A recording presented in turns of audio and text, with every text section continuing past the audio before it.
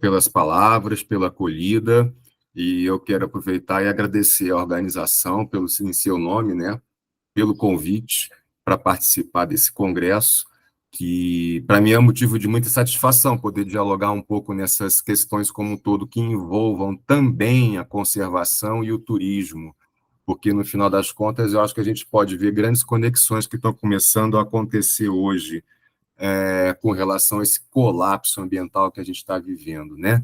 Então, a nossa conversa hoje, a minha proposta aqui é um pouco da gente aprofundar as nossas concepções e percepções do que vem a ser esse tal do colapso ambiental, né? Talvez, quem sabe, se conseguir dar uma sacudida nos que estão nos assistindo aqui hoje, para a gente poder cair a ficha de que nós entramos no antropoceno. Esse talvez seja a primeira questão, a questão mais de base, que quem está, sobretudo, envolvido com a educação ambiental, precisa cair essa ficha.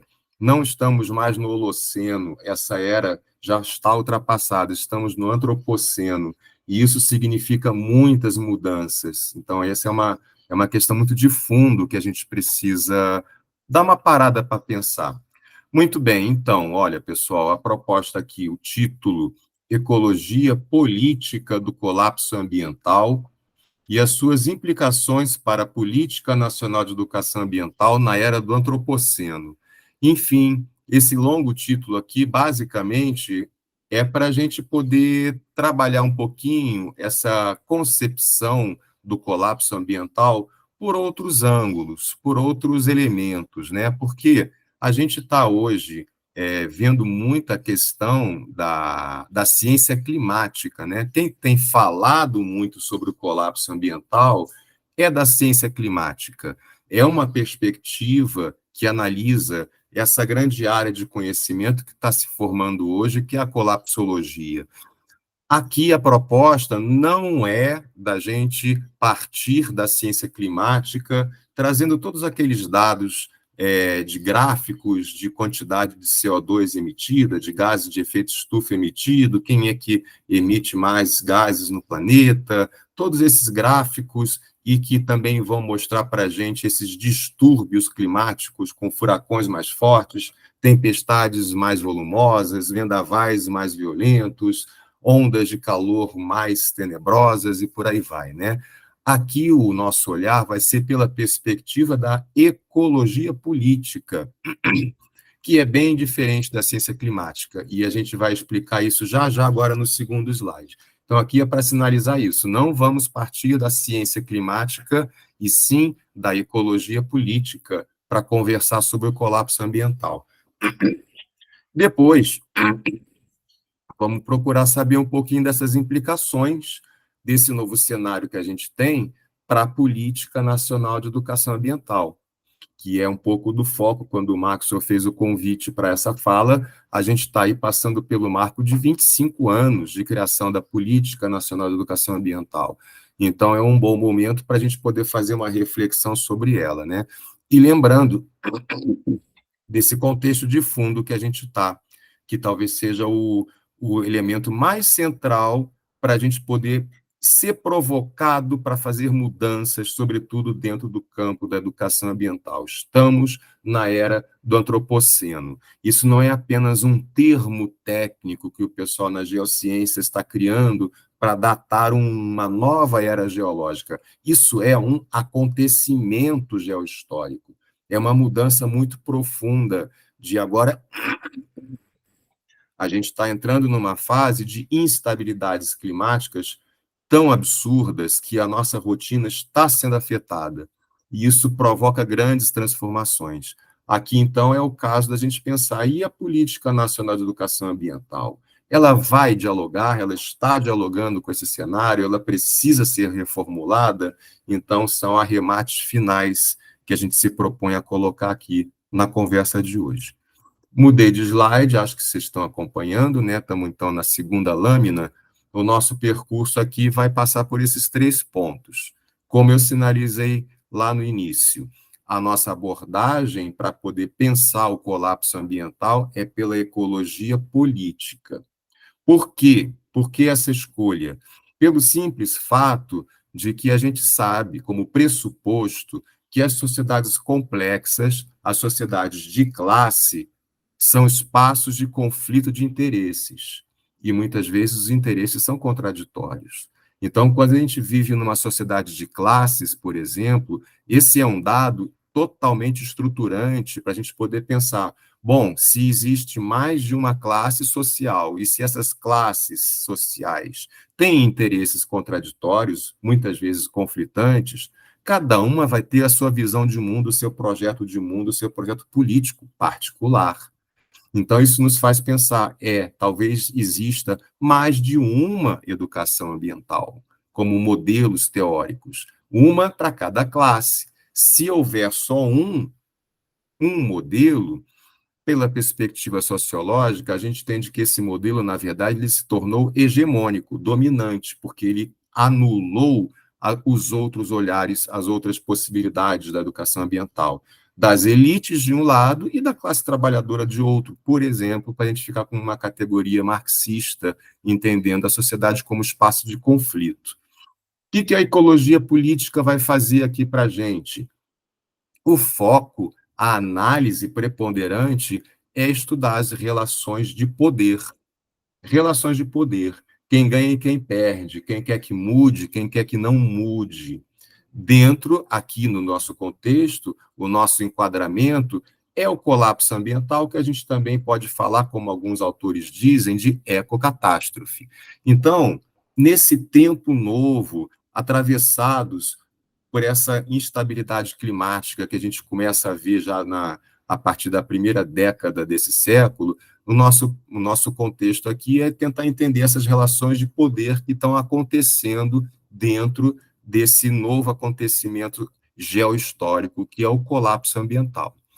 Que acontece com essas relações de poder? Quem ganha e quem perde, no final das contas, a gente vai falar de relações de poder ideológicos que têm o propósito de moldar a concepção predominante do fim do mundo no imaginário social. Reparem, se eu for perguntar para cada um de vocês o que é o tal do fim do mundo, como o Ailton Krenak costuma falar como uma analogia do que vem a ser o colapso ambiental, muito provavelmente cada um vai falar coisas diferentes. Quais são as causas? Quais são as características? Quais são as consequências? Como é que vai ser esse fim de mundo? Cada um de nós vai dizer um fim de mundo diferente, porque esse é um novo acontecimento e que nós ainda estamos formando o nosso imaginário social. É isso que está sendo disputado nessas relações de poder colapsista, né? Dentro dessa arena da ecocatástrofe. A relação de poder central é na definição, é no molde de qual vai ser a concepção predominante de fim do mundo que vai entrar no nosso imaginário. Daqui a algum tempo, a gente vai poder perceber que nós vamos praticamente todos falar a mesma língua, praticamente todos ter a mesma concepção de que vem a ser esse tal de fim do mundo, porque a história sempre conta que tem um olhar que é predominante, que é hegemônico, e que é aí que vai ser a disputa política para a contra-hegemonia conseguir derrubar o olhar hegemônico dominante, que sempre vai unidimensionalizar o imaginário social. É a parte pelo todo. Bom, então, essa aqui é a questão central, analisar as relações de poder que estão acontecendo dentro do debate colapsista, porque essas relações de poder estão tentando definir no nosso imaginário como é que nós concebemos o fim do mundo. A gente precisa, metodologicamente, para esse objetivo, recorrer, então, a esse segundo ponto que a gente vai chamar, a gente convida aqui o Michel Foucault e o Norman Fairclough, que são dois grandes nomes da análise crítica de discurso. O Norman Fairclough é um contemporâneo e foi discípulo, né, foi seguidor, enfim, do Michel Foucault. Então, é uma dobradinha aqui que, basicamente, os pressupostos do método e da teoria da análise crítica de discurso que ambos trabalham é, em primeiro lugar, uma análise de discurso ideológico. é a análise de discurso que se volta exatamente para os debates que acontecem nas relações de poder. Então, esse é um recorte teórico da análise crítica de discurso que esses dois autores costumam trabalhar. Relações de poder no campo ideológico, e nada além disso. E eles vão além, não ficam apenas na ordem do discurso que vai ser analisada, eles fazem um contraponto, eles fazem um equilíbrio, né? É uma dobradinha que acontece, também analisando correspondentemente qual é a prática social que se vincula àquela ordem de discurso, quais são os atores sociais que estão entranhados naquela relação de poder. E, sobretudo, Michel Foucault, ele vai falar da biopolítica, que mais tarde outros autores começaram a falar de ecopolítica, porque, infelizmente, Foucault faleceu antes da emergência da questão ambiental como a gente conhece hoje. Muito provavelmente ele teria atualizado o termo biopolítica para ecopolítica. Mas o que ele criou aqui foi que essas relações de poder, elas, na verdade, elas têm uma questão que antecede, mas está junto, que são os saberes. Então, o Foucault vai falar de uma ecopolítica do saber-poder, saberes que equivalem a poderes. Então, não é pouca coisa a gente entender que a nossa concepção de que vem a ser esse fim de mundo está disputada, porque é o domínio desse saber que a gente vai ver uma prática social dentro da colapsologia estar alinhada com esse saber. Então, por exemplo, quando a gente vê a ala mais radical dos ambientalistas, o ambientalismo radical, falando que o tempo acabou, é urgente, estamos vivendo um estado de emergência climática, não tem tempo ainda de ficar postergando as decisões, eu vou reagir à altura desse saber. Então, o meu poder de intervenção vai ser um poder equivalente a esse alto estado de criticidade da crise ambiental.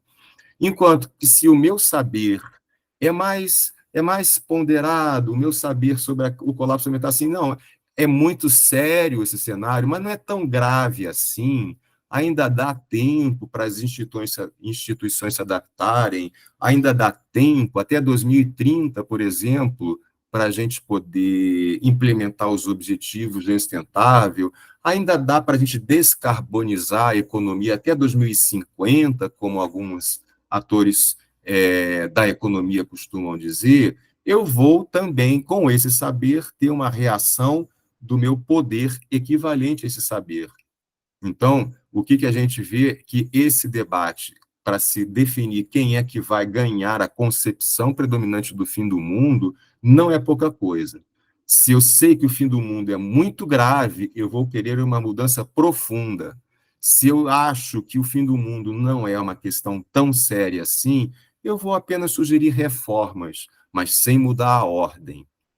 Então, o que acontece quando a gente convida o Foucault e o Verclus para entrar nessa análise de discurso das relações de poder ideológico, é que a gente vê que esse acontecimento da ecocatástrofe que a ciência climática tem mostrado para a gente fez emergir um ambientalismo radical. E a gente aqui também chama a Isabel Carvalho, que é uma grande colega do campo da educação ambiental, que escreveu algumas boas reflexões sobre o tal do sujeito ecológico, qual é o perfil desse sujeito que nós formamos na educação ambiental. Então, é um perfil de um sujeito ecológico que tem ali um certo vocabulário, que tem um cardápio de ações, né?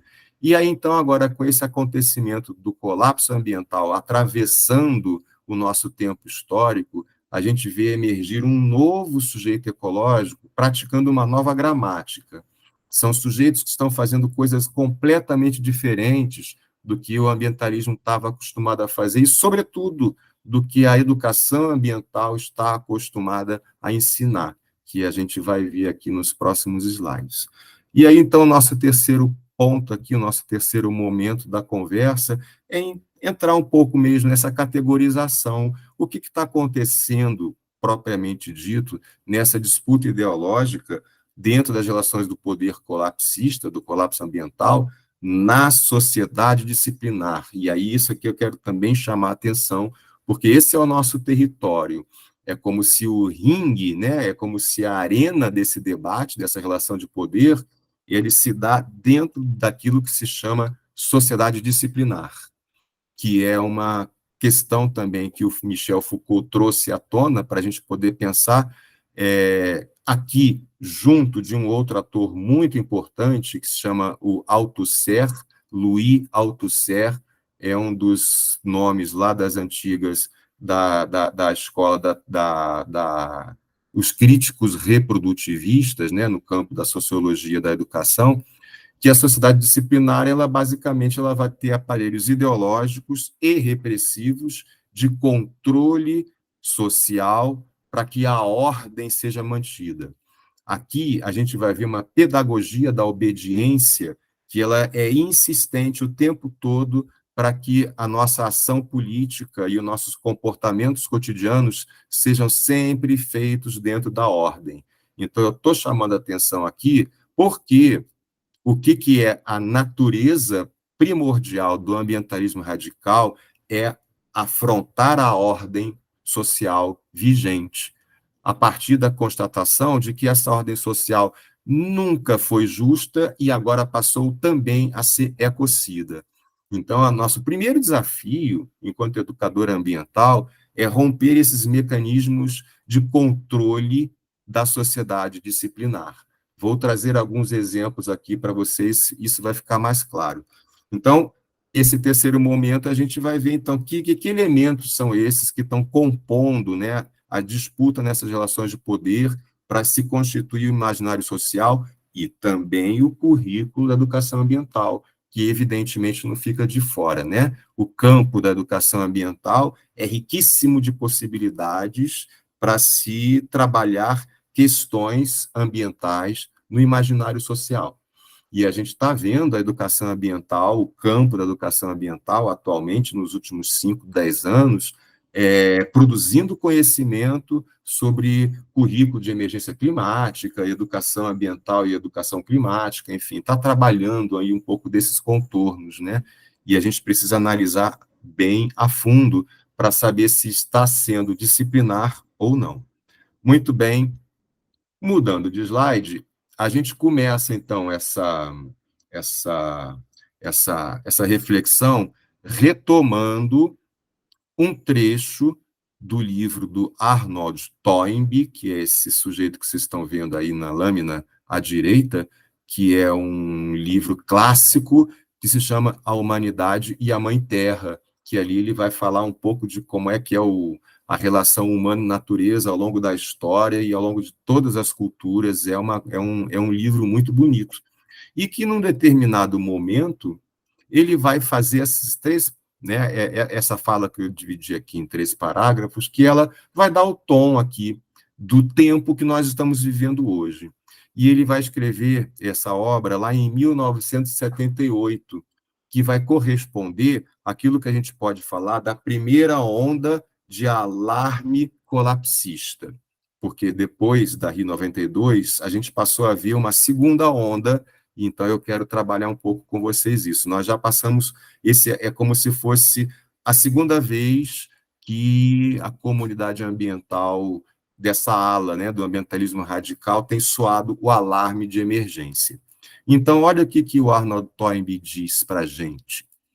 A humanidade está numa crise tão séria como a das 2 guerras mundiais, e a perspectiva é desconcertante. A humanidade pode continuar a sobreviver, talvez por mais uns 2 bilhões de anos, se a ação humana não tornar a biosfera inabitável em alguma data anterior. Mas o homem agora possui o poder de tornar a biosfera inabitável num futuro próximo. E é, portanto, possível que as pessoas que estão vivas hoje possam ter suas vidas ceifadas por uma catástrofe provocada pelo homem, que arruine a biosfera e destrua a humanidade, juntamente com todas as demais formas de vida.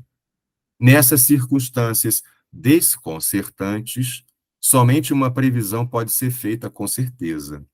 O homem, filho da mãe terra, não seria capaz de sobreviver a esse crime de matricídio, se um dia o cometesse. A punição para isso seria a autodestruição. Essa fala traz todos os elementos constituintes do que caracteriza a crise ambiental lá nesse momento histórico, mas hoje atualizando o próprio vocábulo, o colapso ambiental.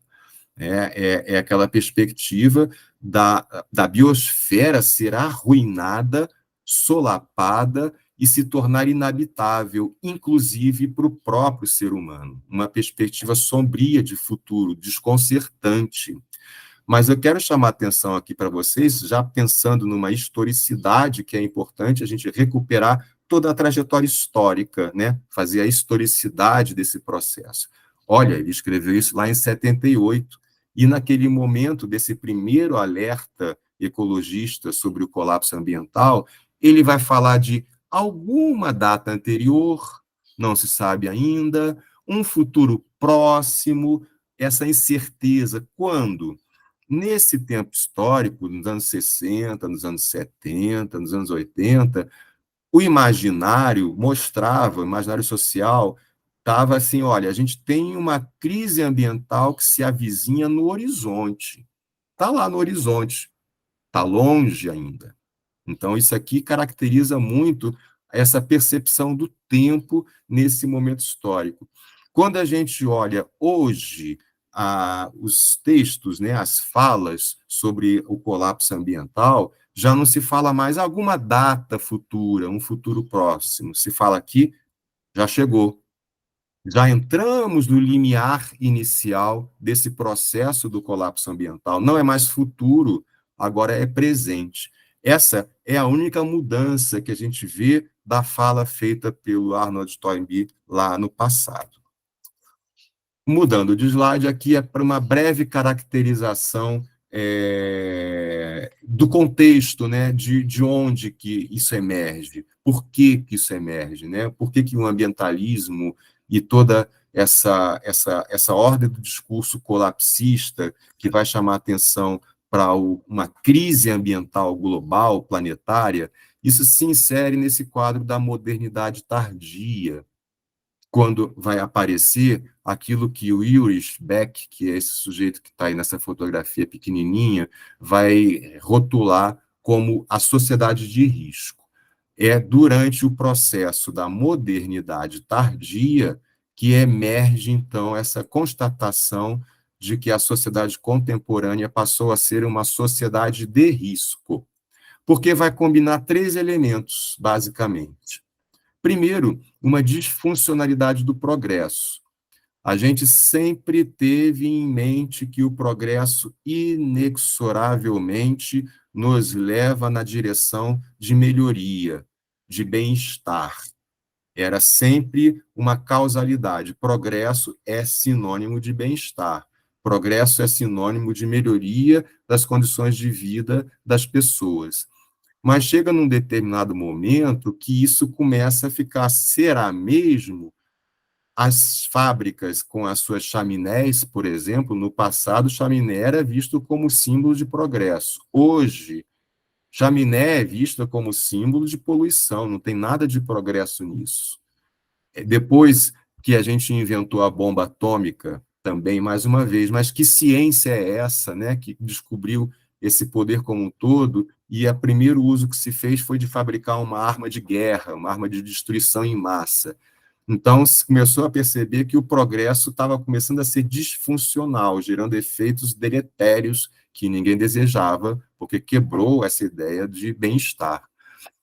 Junto vem essa desconfiança e imprevisibilidade da ciência, cada vez mais os avanços científicos foram entrando em terrenos pantanosos, nebulosos, de se saber, será que tem consequências colaterais que a gente não tem ideia?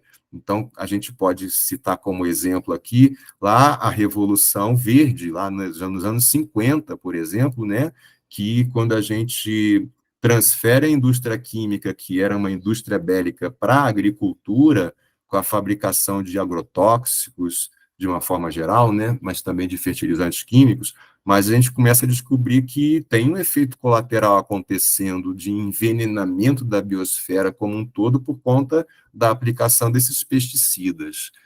E junto, então, desses três elementos que vão caracterizar a sociedade de risco, um futuro distópico do desenvolvimento. Nós nos acostumamos, desde os anos 60, a entender que existe uma marcha em curso dos países subdesenvolvidos, passando por em desenvolvimento, até serem desenvolvidos, atingindo esse patamar que seria o ápice, que são as sociedades de consumo, como aquelas que são descritas como sociedades desenvolvidas. Pois bem, isso passou a representar um futuro distópico. A ideia de desenvolvimento já não é mais a mesma lá do passado. Tamanhos são os problemas que o desenvolvimento vem deixando à medida que ele passa. Então, uma das questões mais centrais aí que vão caracterizar a sociedade de risco, que combina esses três elementos, é a ecocatástrofe, é essa crise ambiental se instalar de fato. Ela está lá no horizonte, mas a gente vai em direção a ela ou a gente contorna, muda de caminho, diminui a velocidade, né? Então, a ecocatástrofe se constitui aqui dentro desses moldes da sociedade de risco, combinando também três elementos que definem o que vem a ser essa catástrofe e que o nosso colega Arnold Toynbee, ali naquele trechinho do livro dele, já deixou claro. Incerteza quanto ao destino da civilização moderna. Não sabemos mais até onde que a modernidade consegue ir com tamanha disfuncionalidade. A própria autodestruição humana é uma das questões mais preocupantes, a gente não sabe aonde que esses efeitos em cascata podem parar, né? E a finitude do planeta se tornar estéril, numa visão mais limite, mais absurda, mais distópica, vamos dizer assim, né? Mas, por outro lado, é dentro desse próprio contexto, assim que nasce a sociedade de risco, essa modernidade tardia, ela passa a se tornar uma modernidade reflexiva. Ela começa a olhar para si própria, ela começa a se entender, a se analisar, para se precaver contra os seus próprios efeitos colaterais. E é aí que vai nascer o ambientalismo. Essa é a essência do ambientalismo. É como se ele fosse todos os radares da modernidade, da sociedade de risco, para se antever, para se prever e prevenir contra os riscos ambientais futuros, causados pela tecnologia, pela economia, pelas instituições da modernidade.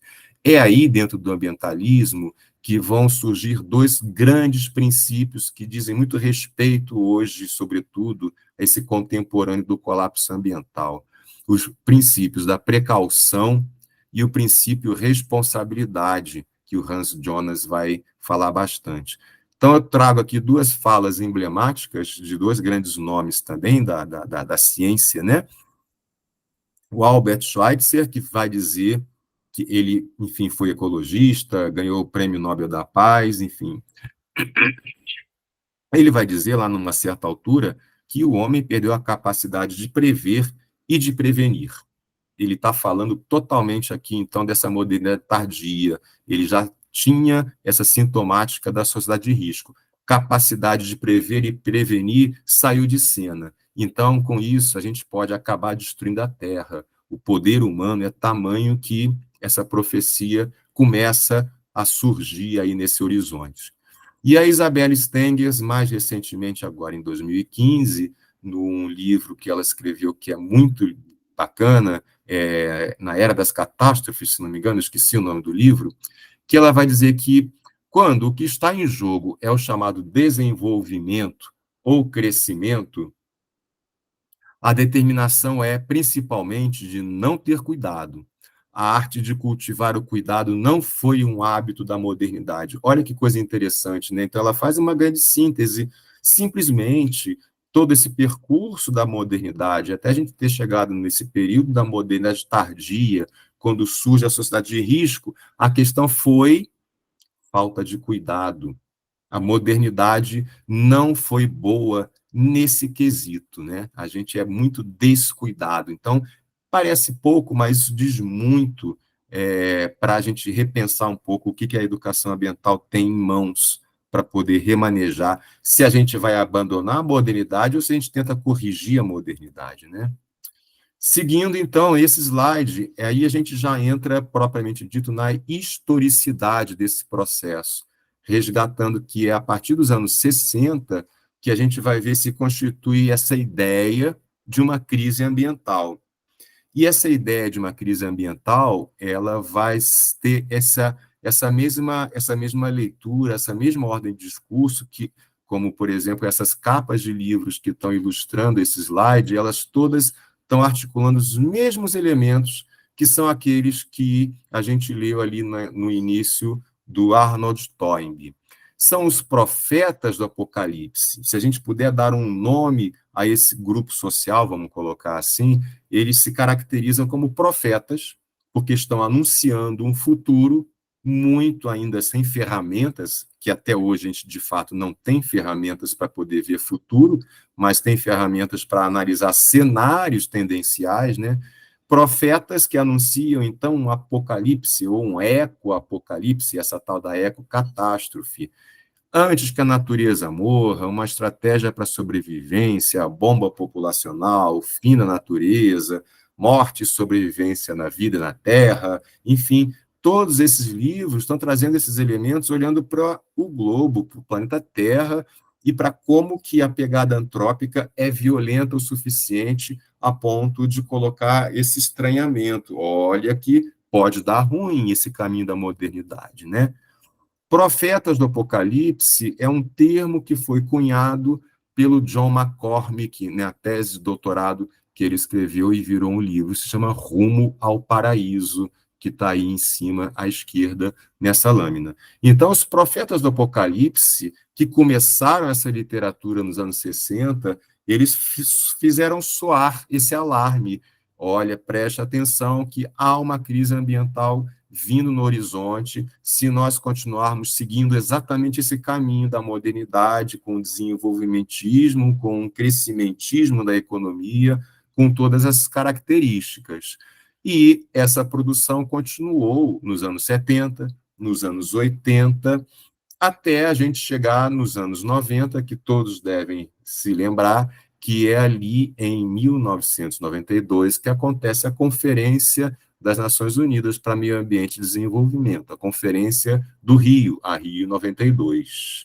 E na Rio 92, a gente vai ver, então, um ápice de todo esse alarme finalmente acontecendo. Quer dizer, não foi em vão toda essa alarme dos profetas do Apocalipse, dizendo que se não mudarmos as nossas instituições, nós vamos nos chocar com essa crise ambiental. Porque é isso que significa, nesse contexto histórico, a ideia de desenvolvimento sustentável, né? A ideia de desenvolvimento sustentável é a resposta que foi dada pelas Nações Unidas ou pelos principais países, né, que assinaram a sua concordância com o desenvolvimento sustentável em 1992, lá na Rio 92. E aí, então, a gente vai ver, olha, a partir da Rio 92, a gente vê a solução desse impasse que os profetas do Apocalipse tanto gritaram, olha a crise ambiental, olha a crise ambiental, então pactuamos que seguiríamos por um desenvolvimento agora sustentável, que todo mundo conhece, ou deve conhecer, aquele famoso tripé. O que é o desenvolvimento sustentável? É um modelo de desenvolvimento que vai equilibrar prudência ecológica, justiça social com a eficiência econômica. E esse tripé, ele está eticamente orientado pelo direito das gerações futuras, porque, afinal de contas, isso aqui tudo é sempre olhar prospectivo para o futuro. O que significa o desenvolvimento sustentável? Além desse tripé, significa que é todo estilo de desenvolvimento que satisfaça as necessidades das gerações atuais, sem comprometer as necessidades das gerações futuras. Então, ele está trazendo como elemento ético esse cuidado com as novas gerações. Isso, então, manejaria de forma equilibrada, né? Olha, a partir daqui, o crescimento econômico vai ser equilibrado, tanto com justiça social como com prudência ecológica. Muito bem, essa é a fórmula que nós conhecemos do desenvolvimento sustentável. Só que não durou muito tempo, não durou mais do que 15, 20 anos, e nós começamos a ver que, olha, parece que esse modelo teórico do desenho sustentável, que foi desenhado lá na Rio 92, em resposta ao alarme dos profetas do Apocalipse, que prometia assegurar boas condições ambientais para gerações futuras, falhou. E aqui é outra coisa que eu chamo muita atenção. A gente está num tempo histórico, já que adentramos nesse limiar inicial do colapso ambiental, já que estamos entrando na era do antropoceno, a gente tem que fazer essa conta, essa avaliação, esse diagnóstico. Esses anos, desde a Rio 92, já se passaram 30 anos da Rio 92. Será que, então, a gente conseguiu resultados? Parece que não, porque a ideia era justamente salvar as gerações futuras, e parece que o futuro está por ser aniquilado, né? Então, a gente começa a perceber que já na virada do século surgem primeiras vozes descontentes, dizendo que a coisa não está dando certo, e cada vez mais nós vemos autores, sobretudo do campo da esquerda, falando que esse tal do capitalismo verde, que seria baseado numa sustentabilidade que a gente chama de eco-friendly, que depois eu posso aprofundar um pouquinho mais, não conseguiu implantar um mercado dessa economia circular, uma economia verde, e nem impediu o colapso ambiental.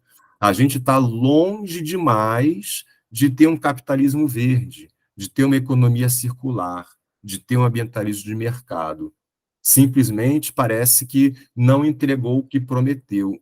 E o colapso ambiental chegou, inclusive, mais cedo do que se prevenia, né? Então, é por conta disso que, junto, porque a gente não pode nunca dissociar as coisas, a gente precisa lembrar que, nesse cenário do colapso ambiental, numa sociedade dividida, numa sociedade antagônica, numa sociedade de classes, com tamanha desigualdade que nós vivemos planetariamente, não só no Brasil, esse cenário de caos climático com a desigualdade ambiental, as classes populares subalternas do estrato social são as mais vulneráveis aos desastres do colapso ambiental.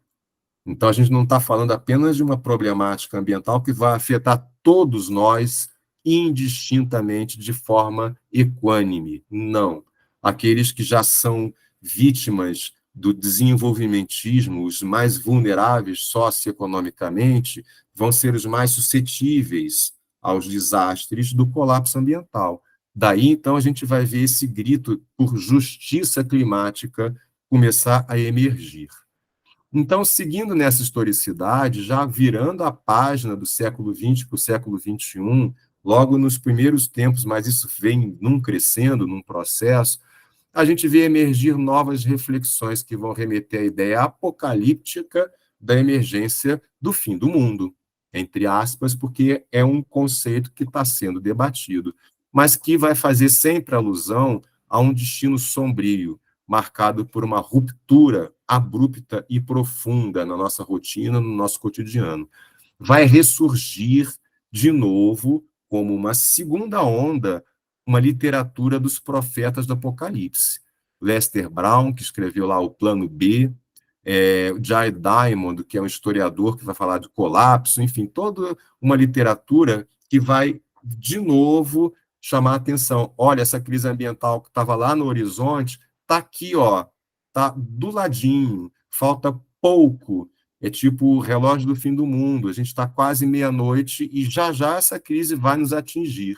Então, essa segunda onda, ela vai ter essa diferença com relação à primeira, que antes era um futuro longínquo, agora é o presente. E isso muda tudo.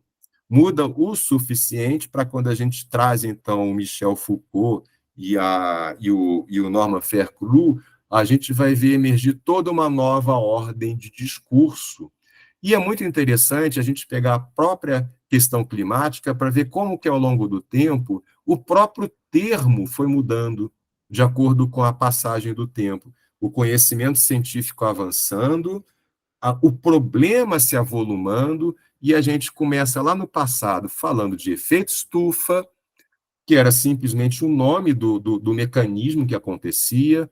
Mais adiante, a gente começou a perceber com os dados da ciência climática que era melhor falar de aquecimento global, a média global do planeta ficaria mais quente, porque esse é o resultado do efeito estufa, mas ainda assim, então, com o andar da carruagem, a ciência avançando e os problemas se avolumando, a gente passou para uma terceira fase, falando de mudanças climáticas, porque a questão não era só a Terra ficar mais quente, mas todas as instabilidades climáticas que vêm associadas a isso, com esse gatilho, né, de 1,5 graus acima dos padrões da era pré-industrial.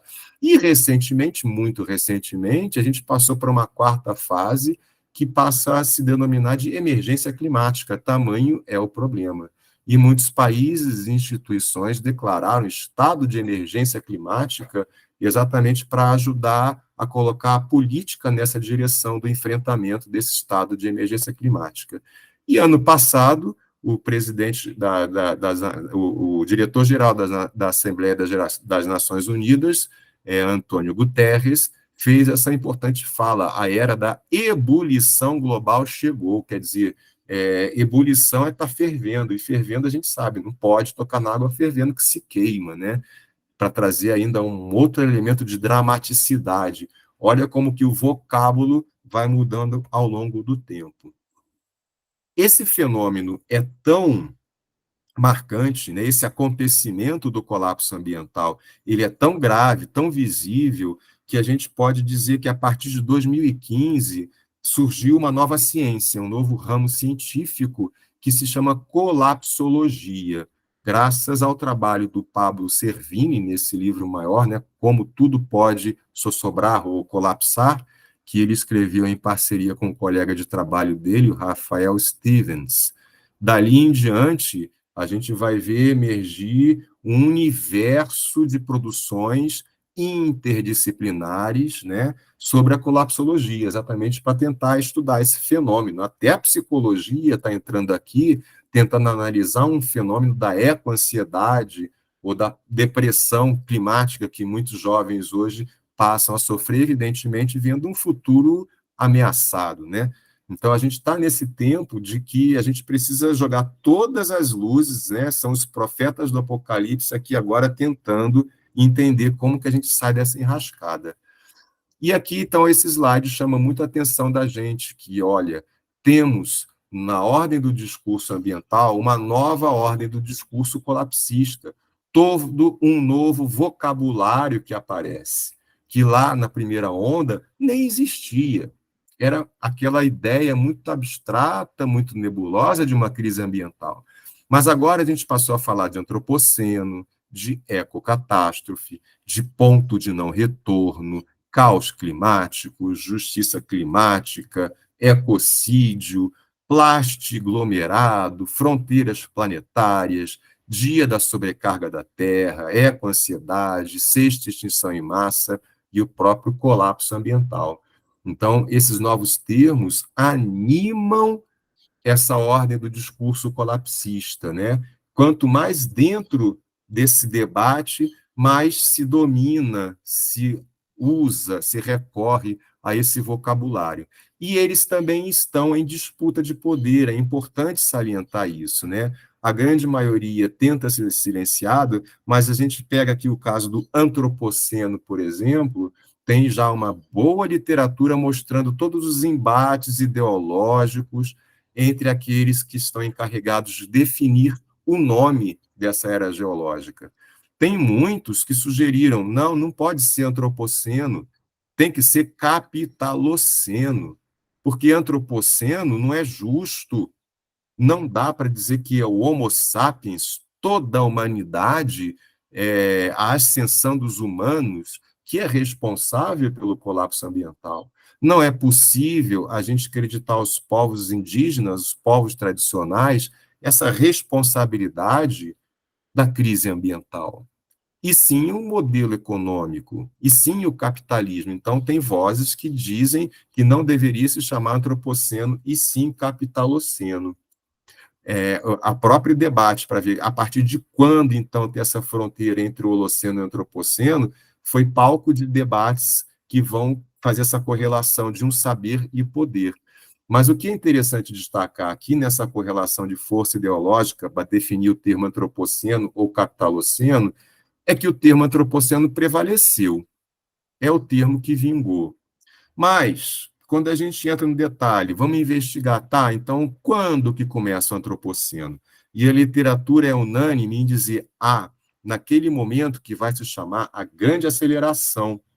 A grande aceleração é quando, de repente, a gente tem uma curva de crescimento exponencial a partir dos anos 50 acontecendo nos Estados Unidos, na Europa, e depois isso percola para o resto do planeta como um todo, de aumento de construção de barragens, aumento de construção de rodovias, de portos, aeroportos, de crescimento urbano, de produção de plásticos, de agricultura, tudo começa a crescer exponencialmente a partir dos anos 50. O que os historiadores dizem dos anos 50?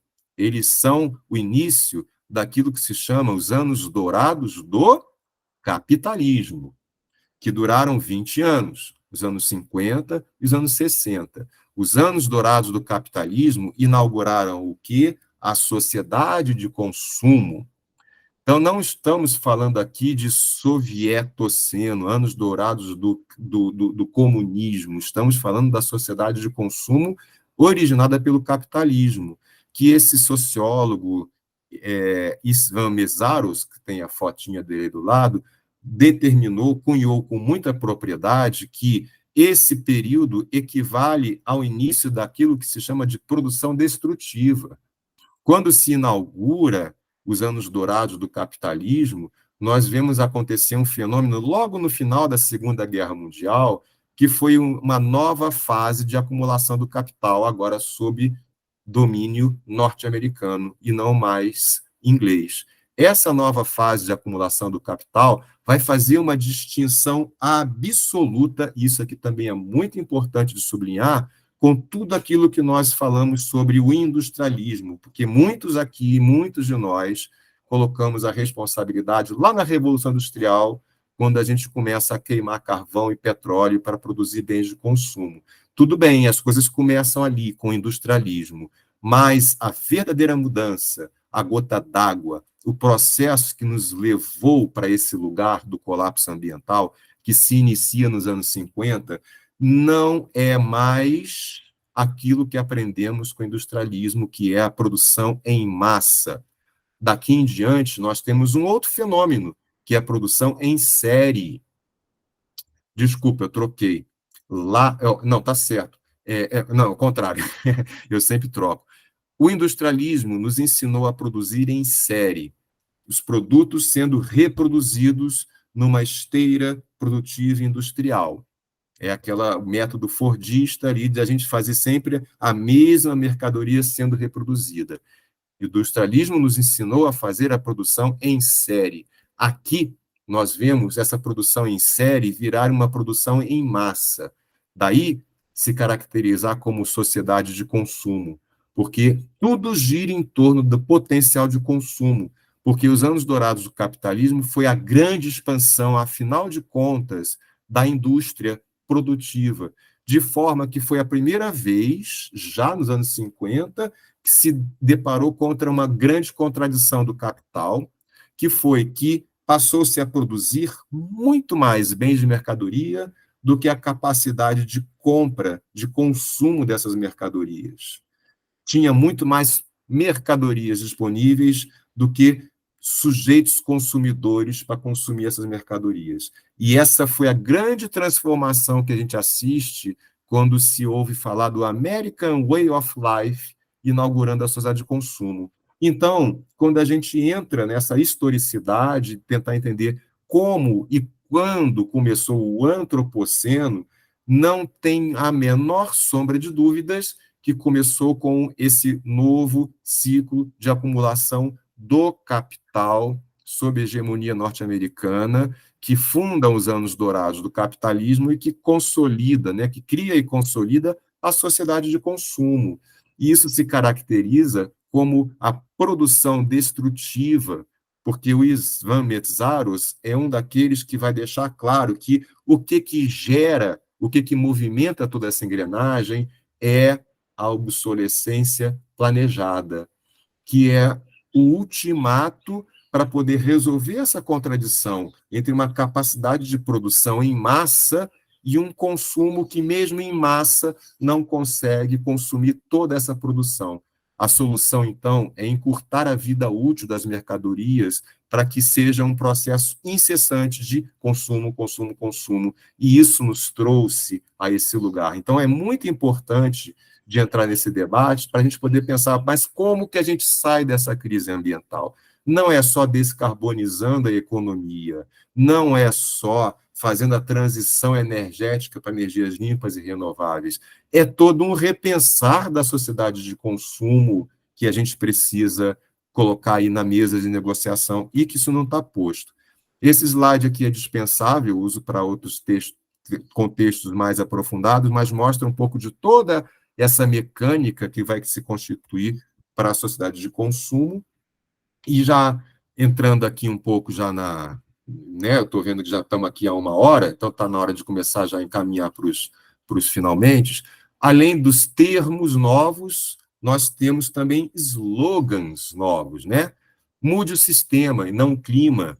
É um slogan para lá de moderno, para lá de usual, é muito característico dessa segunda onda dos profetas do Apocalipse, e olha o que isso significa, que afronta a ordem social nós temos aqui. Esse é o enfrentamento que a sociedade disciplinar, que o neoliberalismo maestra ela, tem como desafio. O poder do ambientalismo radical é ousar mudar o sistema, é ousar dizer que a coisa é grave o suficiente que não dá mais para a gente continuar falando desse ciclo de acumulação do capital baseado na produção e consumo em massa. Tem que mudar esse sistema para não mudar o clima.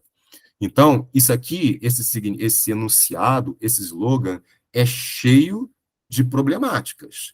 Cada um pode ler e tirar sua própria conclusão. O que é mudar o sistema para não mudar o clima? Mas a essência é essa. Tanto é que a gente vê muitas vezes associado, como está nessa imagem central, a palavra-chave ali que acompanha, muda o sistema e não o clima, ecossocialismo. Praticamente todos os membros do ambientalismo radical, os enunciadores clássicos dessa nova ordem do discurso, são anticapitalistas e são solidários, são simpáticos ao ecossocialismo. Essa é a correlação de forças mais centrais que tem acontecido dentro dessa relação de poder colapsista, no final das contas.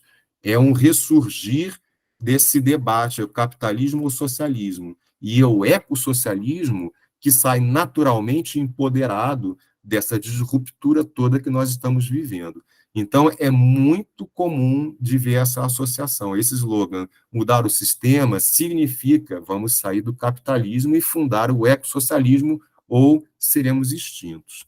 E um segundo slogan, que também acompanha esse, é que não existe um planeta B. Né? A justificativa para essa seriedade, para essa mudança da ordem social e romper com a sociedade disciplinar, é porque não dá para ensaiar, esperar mais tempo, e não tem um plano B, né, que planet e plan, né, que é a palavra planeta e plano tem menos evocações do que em inglês, né?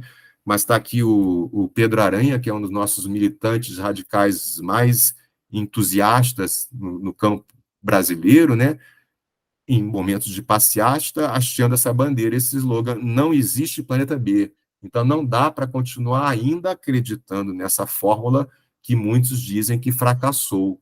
Precisamos mudar. E ele também se coloca como um militante do ecossocialismo.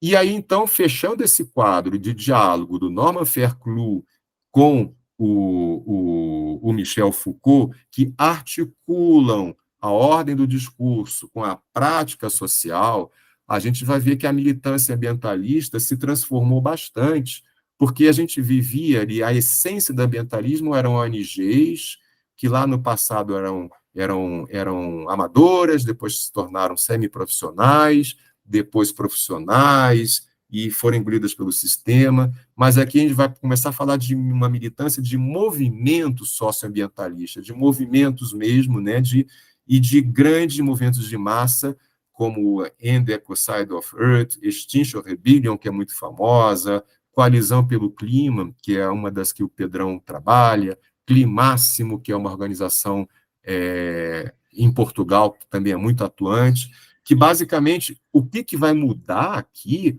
desse saber-poder, dessa correlação da ecopolítica colapsista, é que agora, com esse saber de que a crise chegou e é grave o suficiente, o poder não é mais cada um de nós assumir a nossa parte, que essa é a característica da sustentabilidade eco-friendly. Cidadão, faça a sua parte, o seu pequeno gesto individual importa.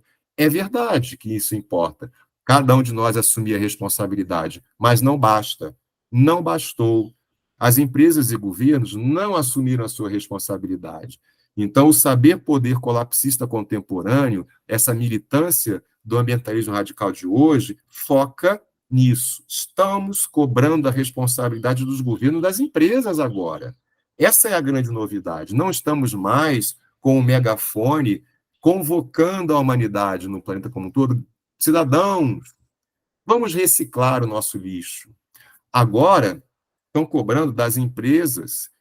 Por que vocês ainda não estão nos oferecendo bens reciclados? Eu fico de cara vendo um dos refrigerantes mais famosos do mundo colocando ali no rótulo da sua garrafinha PET, recicle-me. Esse assim, estão 30 anos atrasados, pelo menos, com esse rótulo. Devia estar escrito ali hoje, eu sou feita a partir de materiais recicláveis. Por que essa empresa de refrigerante ainda está pedindo para o cidadão simplesmente mandar o PET para reciclagem? Cadê a responsabilidade dessa empresa, dela também ser proativa? Mas essa fórmula eco-friendly faz com que a gente acredite que basta os nossos gestos, a nossa responsabilidade individual para mudar o jogo. Redondamente enganado. Sem governos com políticas públicas que induzam a mudança e sem empresas que de fato sejam proativas e queiram acabar com a farra da obsolescência planejada, nada vai mudar. Então, agora, a gritaria é essa, é de colocar ali na alça de mira governos e empresas. Essa é uma mudança muito profunda. Esse quadro, então, é uma grande síntese, né, do que a gente vê,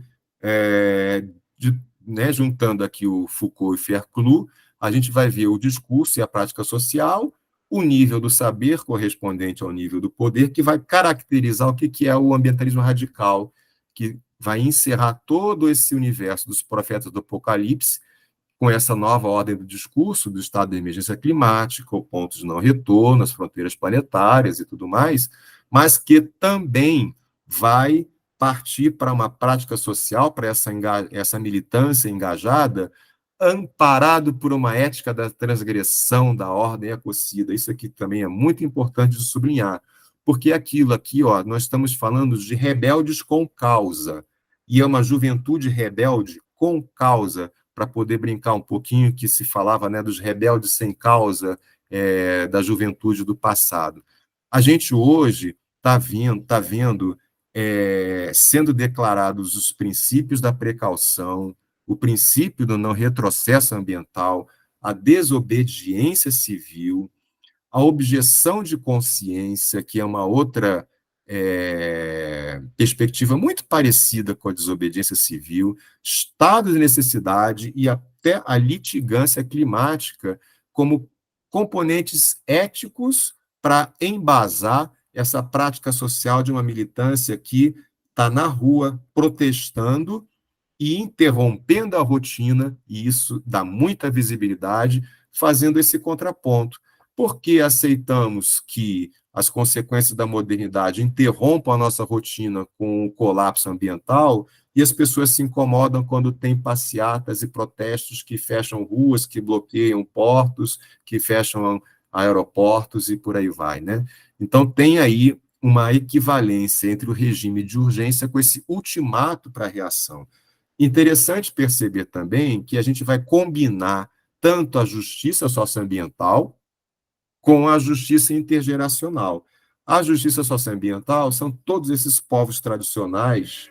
Tá, eu estou terminando aqui. Peraí, eu estou terminando aqui. Não, peraí. Sofia, eu estou falando aqui Caramba, eu apertei aqui, ou alguém apertou. Não sei o que aconteceu. Tá. Eu estou vendo aqui que vou para as conclusões já, então. Seguindo aqui. Não estou conseguindo passar mais. Não sei o que aconteceu. Não está passando mais? Não, aqui não está mudando. Pois é, aqui também. Espera aí. Oh, caramba. Por que não está apresentando? Espera aí que eu acho que vai voltar.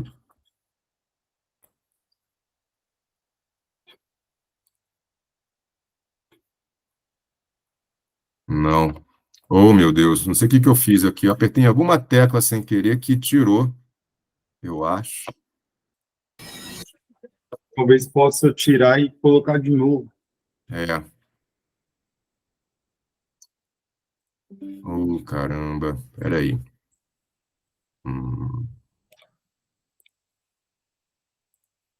Apresentação. Deixa eu colocar de novo.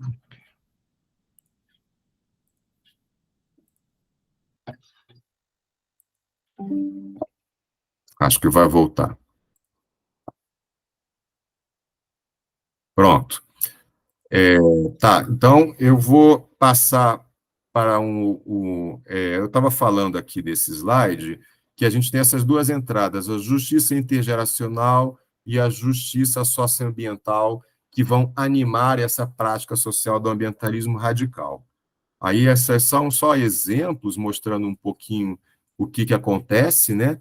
E aqui é um quadro que a gente vai ver, então, propriamente dito, esses jogos de poder, essas relações de poder, que vão combinar o saber com o poder do ambientalismo radical, que é o que vai emergir a partir desse acontecimento da emergência climática, que a gente vai ter esse diálogo de estranhamento com esse ambientalismo moderado, que é o dominante, que é o hegemônico, e sem esquecer que, em paralelo, a gente vai ter também um antiecologismo negacionista e conspiracionista da extrema-direita, que está ali em paralelo, que quando ele alcança o poder, ele também tenta fazer uma configuração de um imaginário completamente negacionista, bem diferente do que é o sinal do ambientalismo radical, que critica, né, que acentua a gravidade do colapso ambiental, mas que, de certa forma, se aproxima do discurso do ambientalismo moderado, que minimiza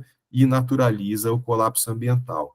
A gente aqui não vai entrar em detalhe, a gente já terminou aqui nosso tempo, mas isso aqui ilustra um pouquinho que a gente tem uma relação de poder com interesses contraditórios.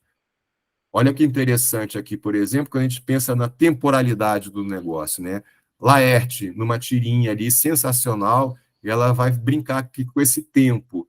Se diminuirmos a emissão de CO2 até o ano de, e aí vem lá o sujeito, não dá mais, nem deixa a pessoa concluir a fala. Como? Não dá mais tempo. Sério? É sério. Mas e se não dá, acabou?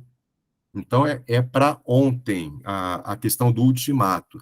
Grupos de ambientalistas aqui, né, de cientistas do clima, em 2003, escreveram um relatório, 15 mil cientistas assinaram um relatório que alertam sobre o colapso ambiental. Infelizmente, o tempo acabou.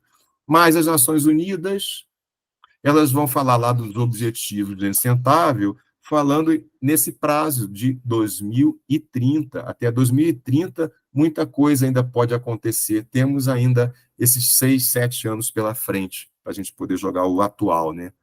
E, dentro da perspectiva da economia, a questão da emissão de CO2, de neutralizar as emissões, né, de zerar as emissões de CO2 até 2050, que é um outro prazo que talvez a Terra já esteja derretida lá, né?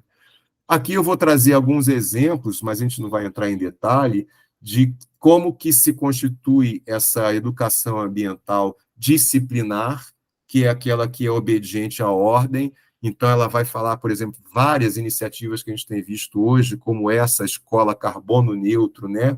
Que vai trazer isso, cada um fazendo a sua parte. A sua escola pode ser carbono neutro já aqui agora, e aí se ensina sobre a ciência climática e por aí vai, mas se deixa de falar da causalidade do capitalismo, desse novo ciclo de acumulação do capital, se deixa de falar das vítimas das injustiças climáticas, se deixa de colocar muitas coisas em cena, né?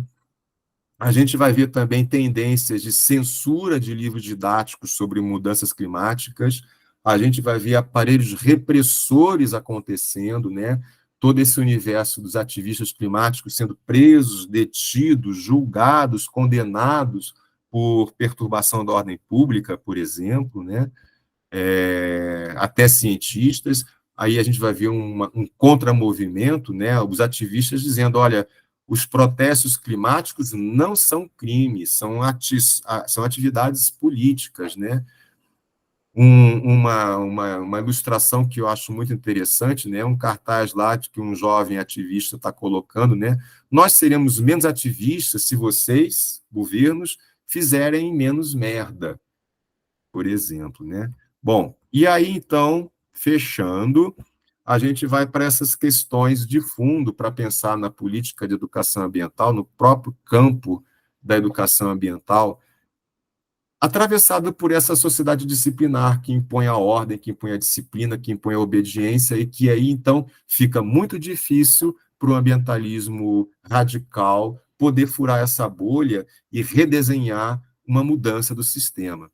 Como que a gente consegue alinhar na pedagogia colapsista esse senso de urgência que precisa ser acionado com o estado de emergência climática? Como que a gente pode afrontar a ordem social ecocida se a sociedade disciplinar impede a rebeldia e a subversão? Como mudar o sistema quando a palavra de ordem é obediência? Como acionar a pedagogia da indignação de Paulo Freire e dos direitos quando se vive uma ditadura de uma pedagogia de deveres? O sujeito ecológico deve ser um cidadão assim, assim, assim, assado, e nunca cobrar os seus direitos, e sempre obedecer a deveres. Como fortalecer o ambientalismo radical se estamos cercados de instituições de vigilância, controle e punição, além de sujeitos dóceis e úteis que desqualificam os ativistas, tratando eles como vândalos desviantes da ordem que incomoda a rotina do dia a dia. Nesse quadro, é possível emergir um currículo da educação ambiental climática que ensine a ousadia da rebeldia e a arte do protesto para formar um sujeito ecopolítico? Então, como que a gente pode pensar a política nacional de educação ambiental ser revisitada para, por exemplo, na sua ordem de valores, né, na sua ordem dos princípios, conter elementos que permitam essa ousadia?